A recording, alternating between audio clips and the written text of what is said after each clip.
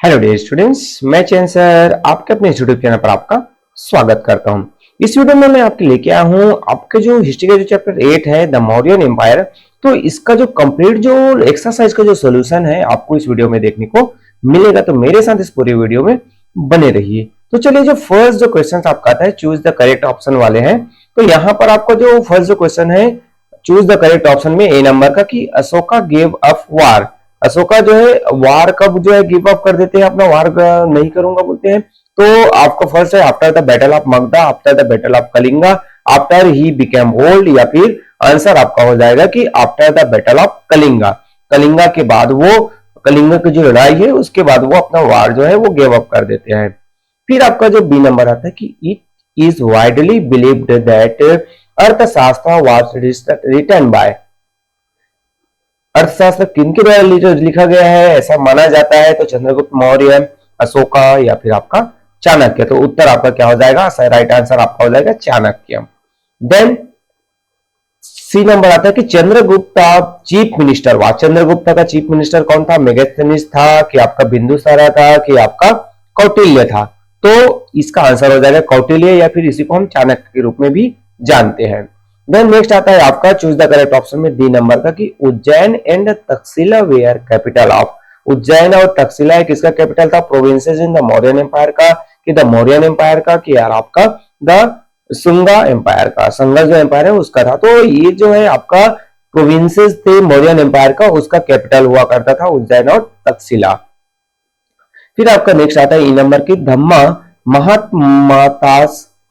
महात्मतास where appointed by. तो धम्म महात्मतास किनके द्वारा अपॉइंटेड किए जाते थे, तो पुष्यमित्र के द्वारा, या फिर कनिष्क के द्वारा, या फिर अशोका के द्वारा। तो आंसर आपका क्या हो जाएगा, अशोका है।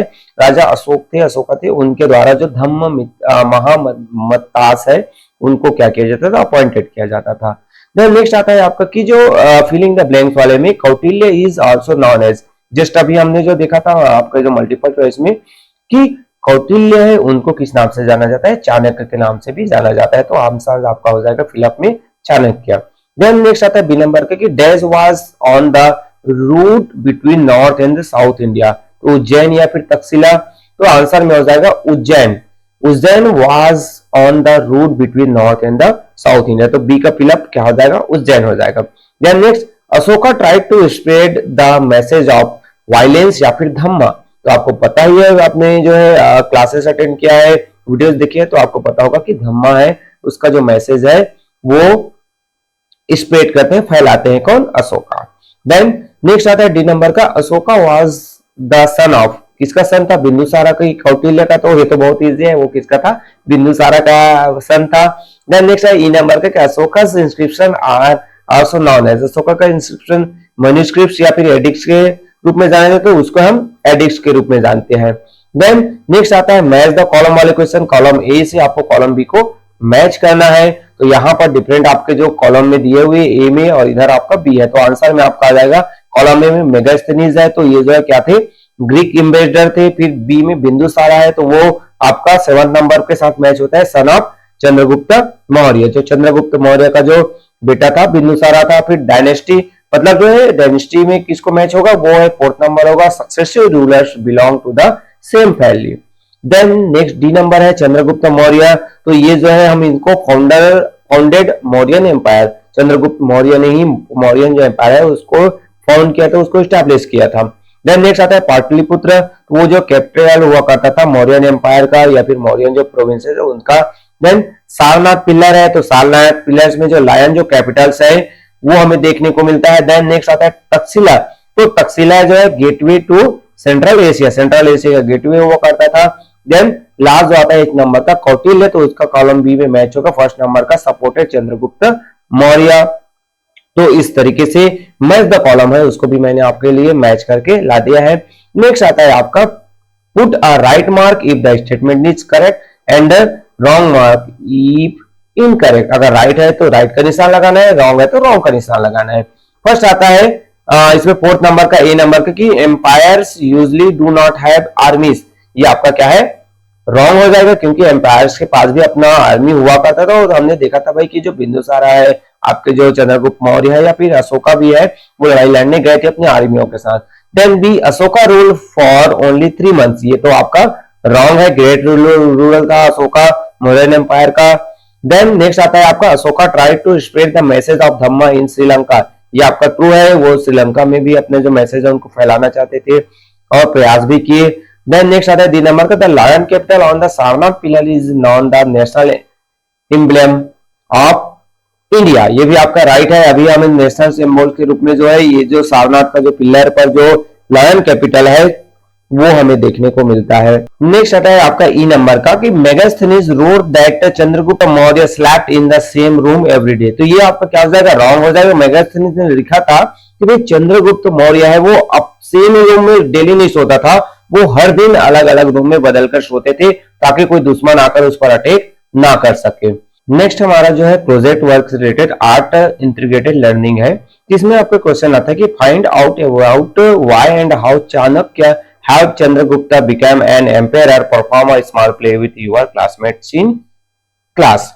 तो यहाँ पर जो है अगर आपके टीचर्स बोलते हैं तो इसका जो भी आंसर है मैं यहाँ पर आपको प्रोवाइड कर रहा हूँ, और यहाँ पर आप बुक में एक बार ध्यान दीजिएगा कि चाणक्य ने यहाँ पर अशोका लिखा हुआ है, तो वो अशोका का हेल्प नहीं करते हैं क्योंकि उनके समय तो चाणक्य रहते ही नहीं है, उनका जो डेथ हो जाता है, तो चंद्रगुप्त के समय जो चाणक्य है उनका हेल्प करते हैं। तो इसका आंसर हो जाएगा कि Chanakya became the trusted ally of empire Chandragupta, working as the empire's advisor he have Chandragupta overthrown the powerful Nanda dynasty at Pataliputra in the Magadha region and have Chandragupta attain new power. Means Chanakya क्या है कि जो एम्पायर जो चंद्रगुप्त है उसका जो बहुत ही खास व्यक्ति बन जाता है, ट्रस्टेड जो है उनका जो खास जो व्यक्ति जो भरोसेमंद व्यक्ति बन जाता है, और वो एम्पायर के जो एडवाइजर के रूप में फिर बाद में वो जो है चंद्रगुप्त मौर्य का जो मिनिस्टर भी बनता है, और वो जो नंदा जो डायनेस्टी है उनको हटाने के लिए उनको हराने में जो चाणक्य जो है चंद्रगुप्त मौर्य की मदद करते हैं। तो इस तरीके से ये इससे रिलेटेड आप जो है क्लास में पेज से संबंधित प्ले भी कर सकते हैं, नाटक भी कर सकते हैं। देन ग्रुप डिस्कशन आता है 6 नंबर का कि what do you think of the decision that empire Ashoka took after the Kalinga battle, do you agree with him, discuss करना है, ये आपके क्लास के डिस्कशन से संबंधित है। अगर फिर भी आपको जरूरत लगता है तो मैंने यहाँ पर आपको सोल्यूशन प्रोवाइड कर दिया है, उसको नोट डाउन कर सकते हैं। I think that Ashoka decision to embrace non violence and peace was good one, कि अशोका ने जो डिसीजन लिया था कभी कि मैं अब हिंसा कभी भी नहीं करूंगा, मैं शांति के साथ रहूंगा, ये बहुत अच्छा डिसीजन था। Violence and war only led to destruction and suffering, मतलब वायलेंस क्या होता है, लड़ाई से क्या होता है, सिर्फ डिस्ट्रक्शन होता है और सफरिंग हमें कष्ट सहना पड़ता है। And it is only through peace and non violence that we can create a better world, और हम मानना है कि भाई जो हम शांति के थ्रू अहिंसा के थ्रू ही हम एक बेहतर विश्व बना सकते हैं। तो ये हम उसमें एग्री है कि भाई अशोका ने क्या किया था, जो डिसीजन लिया था कलिंगा वार के बाद, तो वो बिल्कुल भी सही था, हम उसमें एग्री करते हैं। देन 7 नंबर क्वेश्चन आता है एनालाइजिंग एंड एवल्यूटिंग वाला कि why do you think many of Ashoka's edict are in Prakrit language, बहुत सारे जो अशोका के जो एडिक्ट्स थे वो प्राकृत लैंग्वेज में थे, क्यों, तो आपको इसका आंसर है तो Ashoka's edicts were written in Prakrit so that they could be understood by the common people, मतलब प्राकृत लैंग्वेज में इसलिए लिखा गया था ताकि जो कॉमन जो लोग हैं उनको भी बेहतर समझ सके। It help to spread Ashoka's message of peace and non violence, और जो अशोका चाहते थे कि भाई उनकी जो मैसेज जो धम्मा का जो मैसेज था कि पीस और शांति रहे नॉन वायलेंस रहे, तो वो बेहतर तरीके से जो कॉमन पीपल है उसको अंडरस्टैंड कर सकते थे। नेक्स्ट आता है आपका कि शॉर्ट आंसर क्वेश्चन में फर्स्ट ए नंबर का है कि what kinds of message did Ashoka want to spread, so answer हो जाएगा Ashoka spread the message of Dhamma, it was the message of peace and harmony, Ashoka ने धम्मा का मैसेज दिया जो शांति और जो खुशहाली का जो मैसेज था। देन बी नंबर आता है कि what is an empire, empire क्या है, तो an empire is a very large territories much larger and more powerful than any kingdom. एक एम्पायर क्या होता है, तो बहुत बड़ा जो टेरिटरी एम्पायर होता है ना, बहुत बड़ा एरिया होता है जहां पर वो कोई पावरफुल राजा होता है जो आपके जो किंगडम से भी बड़ा होता है। Then what do you know about the Arthashastra, Arthashastra के बारे में आप क्या जानते हैं, तो Arthashastra is a book which deal with the functioning of an empire, Arthashastra एक ऐसा बुक है जो एम्पायर को रन कैसे किया जाए, कैसे चलाया जाए, उससे संबंधित था। और अर्थशास्त्र को किसने लिखा था? तो उसको जो चाणक्य है उसने लिखा था। देन नेक्स्ट आता है आपका डी नंबर का, right a short note on the city of Pataliputra. Pataliputra के बारे में शॉर्ट नोट आपको लिखना है। तो आंसर हो जाएगा Pataliputra was the capital of the Mauryan empire. Pataliputra capital था किसका? मौर्यन एम्पायर का। It was a very large with more than 500 towers. मतलब वो जो है क्या थे? एक बहुत बड़ा जो सिटी था जहां पर 500 टावर्स थे। Then it also had more than 6 gates and was surrounded by a massive wall. एक बहुत बड़ा जो घेरा दीवार था उससे घिरा हुआ था और वहां पर लगभग 60 जो गेट्स थे वहां पर एंटर होने के लिए था। देन नेक्स्ट आता है आपका ई नंबर का, right a few lines about Chanakya. Chanakya के बारे में लिखना है। So Kautilya was known as the Chanakya. Chanakya को हम कौटिल्य के रूप में भी जानते हैं। Then he was also the author of the Arthashastra. Arthashastra का जो बुक है उन्हीं ने लिखा था। Then when Chandragupta Maurya became empire, Kautilya became his chief minister. हमें पता है कि चंद्रगुप्त मौर्य को गद्दी पर बिठाने में, नंदास को हराने में कौटिल्य ने मदद किया था और बाद में कौटिल्य को चीफ मिनिस्टर के रूप में चंद्रगुप्त अपने एम्पायर का बना देते हैं। तो ये आपके शॉर्ट आंसर क्वेश्चन हुए। देन नेक्स्ट आता है लॉन्ग आंसर क्वेश्चन। इसमें मैं पहले से बता दूं बेटा कि अगर आपको आंसर लॉन्ग लगता है तो आप, मैंने पॉइंट में आंसर दिया तो कुछ जो पॉइंट है उसको आप स्किप भी कर सकते हैं। आप अपने अकॉर्डिंग टू आंसर लिखिएगा। आपके जो टीचर जितना अलाउ करते हैं उतना आप पॉइंट लिख सकते हैं। नेक्स्ट आता है the Mauryan empire covered large part of the north and central India. So Mauryan empire के बारे में हम बात करें तो आंसर में आता है कि जो मौर्यन एम्पायर है वो बहुत बड़ा जो एरिया है नॉर्दर्न और जो सेंट्रल इंडिया का उसको कवर करता था। Pataliputra was the capital of the Mauryan empire. Pataliputra था वो जो है मौर्यन एम्पायर का कैपिटल हुआ करता था, उनकी जो राजधानी है, कैपिटल सिटी हुआ करता था। Then the houses in this city consisted of 2 or 3 stories and were built of wood, mud and bricks। मतलब यहाँ पर जो है सिटीज है वो किससे बना हुआ था? तो वहां पर जो है वुड है, मड है और ब्रिक्स, लकड़ियों से, मिट्टियों से और ईंटों से बना हुआ रहता था।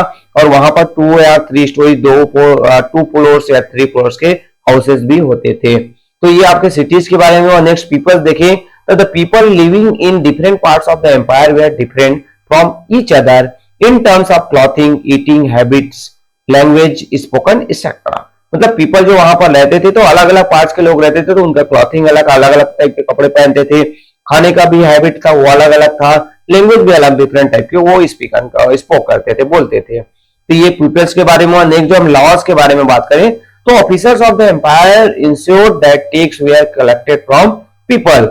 मतलब वहां पर जो लोग थे उनसे टैक्स कलेक्ट करने के डिफरेंट जो ऑफिसर्स थे, ऑफिसर्स वगैरह जो अपॉइंटेड हुए अधिकारी रहते थे, they also saw to it that law and rules were obeyed. मतलब वो भी देखते थे कि भाई रूल्स है, जो लॉ बनी हुई है उसको लोग फॉलो कर रहे हैं कि नहीं।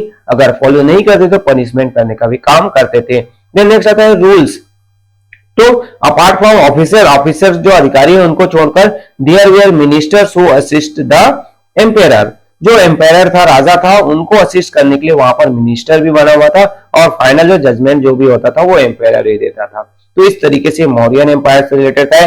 कुछ जो पॉइंट्स यहाँ पर आप सॉर्ट करना चाहे तो यहाँ पर ही कुछ जो पॉइंट्स है, 1-2 लाइन है वो आप सॉर्ट कर सकते हैं। बाकी पॉइंट तो आपको क्वेश्चन के अकॉर्डिंग नोट करना ही पड़ेगा। देन नेक्स्ट आता है आपका बी नंबर का, why do you think Ashoka is consider as one of the greatest empire in history. तो हम अशोका को ग्रेटेस्ट एम्पायर के रूप में हिस्ट्री में क्यों जानते हैं? तो आंसर हो जाएगा Ashoka is considered one of the greatest empire in history because of his contribution to the spread of Buddhism and his efforts to promote peace and non violence. मतलब हम इसको एक ग्रेटेस्ट जो एम्पायर के रूप में इसलिए जानते हैं क्योंकि भाई इसने जो बुद्धिज्म को फैलाने का प्रयास किया, इनका जो प्रयास से ही जो पीस है, शांति है और नॉन वायलेंस है, धम्मा की जो टीचिंग है वो लोगों तक पहुंच पाया, कॉमन पीपल्स तक पहुंच पाया। His reign between 273 BC and 232 BC. मतलब जो 273 से लेकर आपके 232 बीसी तक इनका जो टाइम पीरियड था, इतने सालों तक वो शासन करते हैं। In the history of India was one of the most prosperous period. और अगर हम इंडियन हिस्ट्री में देखें तो ये जो पीरियड था एक बहुत ही संपन्न और खुशहाल वाला पीरियड था। मतलब लोग जो यहाँ पर हंसी खुशी से रहते थे। Then he is controlling a vast and diverse Mauryan empire through peace and respect with Dhamma at the centre of his ideology. मतलब इतना बड़ा जो एम्पायर था, डाइवर्स जो मौर्यन एम्पायर था, तो वहां पर वो शांति के साथ और रेस्पेक्ट के साथ वो पूरे जो है सिस्टम को, पूरे जो एम्पायर है उसको चलाते हैं। और उनकी जो मेन जो आइडियोलॉजी थी धम्मा, मतलब जो आपका जो पीस था, नॉन वायलेंस था, उनको लेकर वो पूरे एम्पायर को इतने समय तक वो रन करते हैं।